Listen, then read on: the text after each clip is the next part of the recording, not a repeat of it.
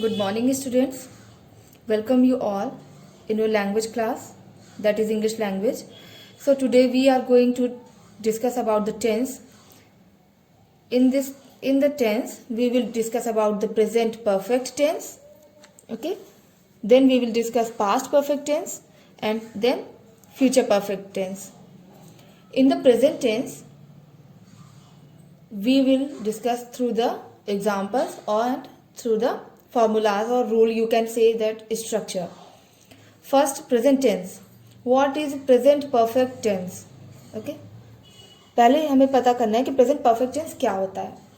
सो present perfect tense होता है जिसमें कि हम कोई काम कर रहे हैं और उसका जो इफेक्ट है वो अभी तक बना हुआ है.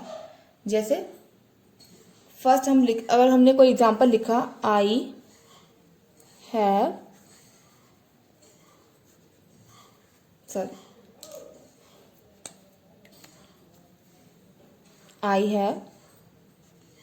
Completed my work. इसका मतलब है कि आपने ये वर्क पास्ट में कंप्लीट किया और अभी तक आपका वो वर्क कंप्लीट हो रहा है. दैट मीन मैं अपना काम कर चुका हूं. ऐसे समझिए आप कि अगर यहां पर आता है चुका है, चुकी है, तो आप ये समझेंगे कि यहाँ पर प्रेजेंट परफेक्ट टेंस की बात हो रही है. यहाँ पर चुका वर्ड तो सभी में मिलेगा आपको, लेकिन यहाँ पर है की बात होगी अगर, तो यहाँ पर आपका हो जाएगा कौन सा टेंस? Present perfect tense. इसके लिए जो स्ट्रक्चर होता है वो होता है सब्जेक्ट प्लस हैज और हैव. आप हैज और हैव का यूज, जैसे आप ही शी इट नेम के साथ हैज का यूज करेंगे और आई वी दे यू के साथ आप यूज करते हैं हैव का. प्लस वर्ब का कौन सा फॉर्म हम यूज करेंगे? थर्ड फॉर्म यूज करेंगे. प्लस ऑब्जेक्ट प्लस कॉम्प्लीमेंट या फिर कुछ और जो चीजें होंगी. निगेटिव में चेंज करने के लिए हम यूज करते हैं सब्जेक्ट प्लस वर्ब, हैज और हैव. अब इनको तो आपको ही समझ के लिखना है कि ये हैज और हैव का यूज कब करेंगे.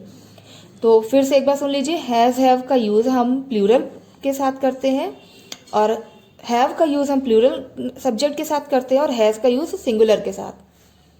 प्लस यहाँ पर अब आप यहाँ यूज करेंगे नॉट, फिर verb third form, then object. Okay.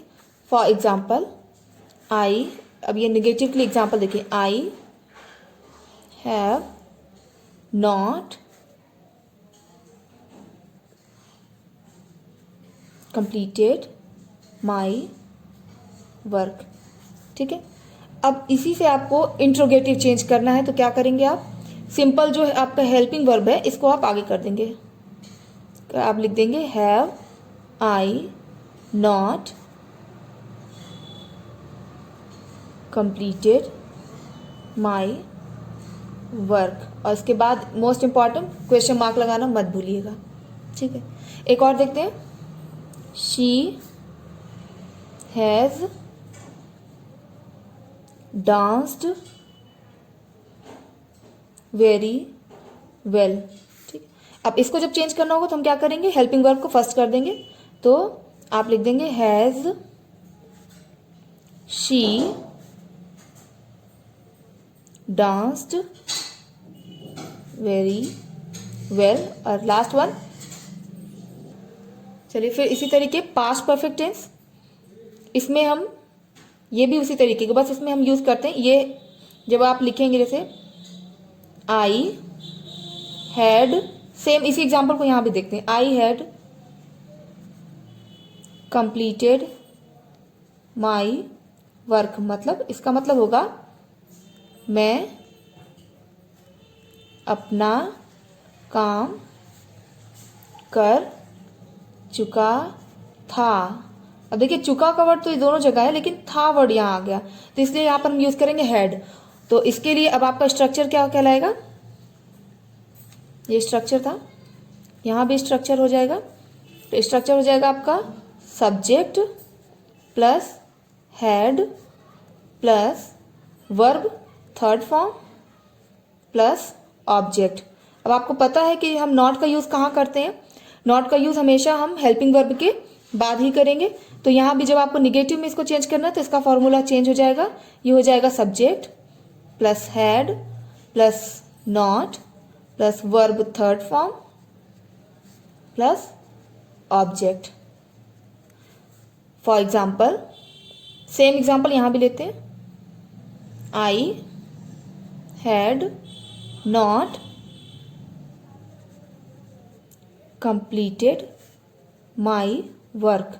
अब इसी को आप जब निगेटिव इंट्रोगेटिव में चेंज करेंगे तो सेम चीज आपको हेल्पिंग वर्ब को फर्स्ट पे करनी है, had I not completed my work, same चीज। और लास्ट में क्वेश्चन मार्क को पुट करना मत भूलिएगा। इंट्रोगेटिव सेंटेंस में सबसे इंपॉर्टेंट होता है कि आपको हेल्पिंग वर्ब को फर्स्ट में करना है और लास्ट में आपको क्वेश्चन मार्क को पुटअप करना है। नेक्स्ट है फ्यूचर परफेक्ट टेंस। अब फ्यूचर परफेक्ट टेंस सेम इसी तरीके का, इसमें लेकिन आपको पहले एग्जांपल देखते हैं, आई शैल हैव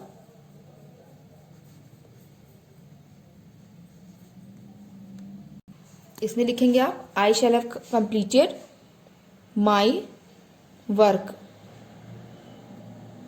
तो इसकी हिंदी होगी, मैं हिंदी इसलिए बताते हैं कि आपको, क्योंकि आपकी मदर टंग हिंदी है तो आपको इसको समझने में आसानी होगी। ओके, क्योंकि डेफिनेशन तो आप अपनी बुक से भी लर्न कर सकते हैं सब चीज़ों की। मैं अपना काम कर चुका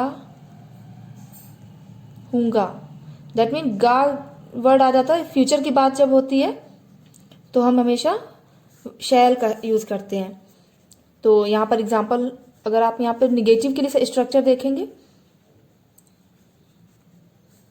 या सिंपल फ्यूचर का स्ट्रक्चर पहले देखते हैं, तो यहां हम लिखेंगे सब्जेक्ट प्लस विल और शैल का यूज। विल और शैल का यूज एप्रोप्रिएट सब्जेक्ट के लिए होता है, आई वी के साथ हमेशा शैल और बाकी सभी के साथ आप विल का यूज करते हैं, plus have plus verb third form, ठीक है, प्लस ऑब्जेक्ट। बहुत सिंपल है, सेम इसीलिए तीनों साथ में बता रहे हैं ताकि आपको लर्न करने में, आपको समझने में दिक्कत ना हो।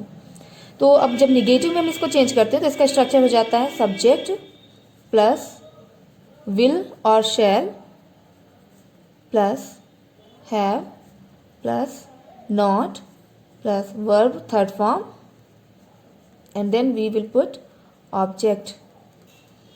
अब इससे अगर हम सेंटेंस बनाएंगे तो फर्स्ट अगर फॉर एग्जांपल आई, अब आप लिखेंगे यहां पर शैल, आई शैल नॉट,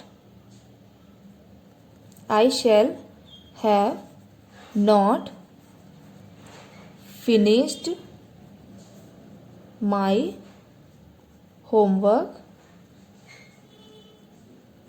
ठीक है। अब इससे आप अगर इसको इंट्रोगेटिव में चेंज करते हैं तो आप क्या करेंगे, इसको आप इसको लिखेंगे shall I have not finished my homework. So this was the your transformation.